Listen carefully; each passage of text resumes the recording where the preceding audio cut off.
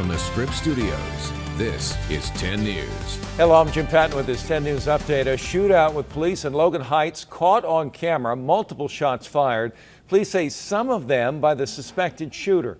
Police say it started with a tip that the man had been dealing drugs, but when they approached that man, he ran.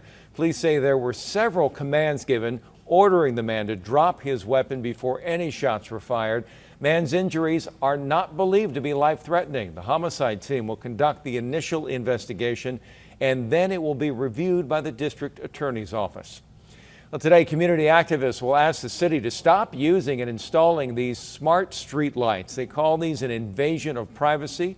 The activists are upset that there was no community input about this. In December of 2016, the City Council approved 1,400 of the street lights to be installed citywide. They are meant to provide an environmentally sustainable alternative to previous lights. City says they use them to collect data for traffic and parking. A mayor of Imperial Beach is calling on President Trump to help come up with a solution to the sewage water that is flowing out of Tijuana into the water off of our beaches. According to the International Boundary and Water Commission, more than 16 million gallons of runoff wastewater has spilled into the U.S. over the last 4 days. They say the flow is more than what the pump station in Mexico can handle. South Bay leaders will meet for a news conference at the Dairy Mart Road Bridge to ask the president to help as he prepares to visit San Diego. Well, today, the Blue Shield of California is hosting an event for children of service members. Today, they will be building skateboards for service members' families. There will also be professional skateboarders that will be showing off skills. This is actually video from last year. The event will be at the Scottish Rite Center on Camino del Rios.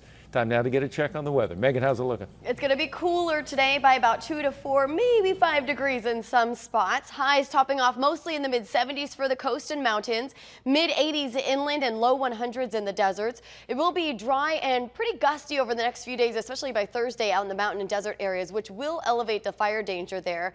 Temperatures drop to the low 70s by Thursday along our coastline with potentially only partial clearing or at least slower clearing of the marine layer as a storm passes by to the north of us.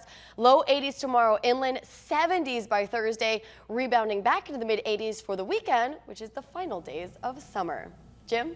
Megan, thank you so much. For the latest news, weather, and traffic, go to 10news.com or download our free 10 News app in your app store.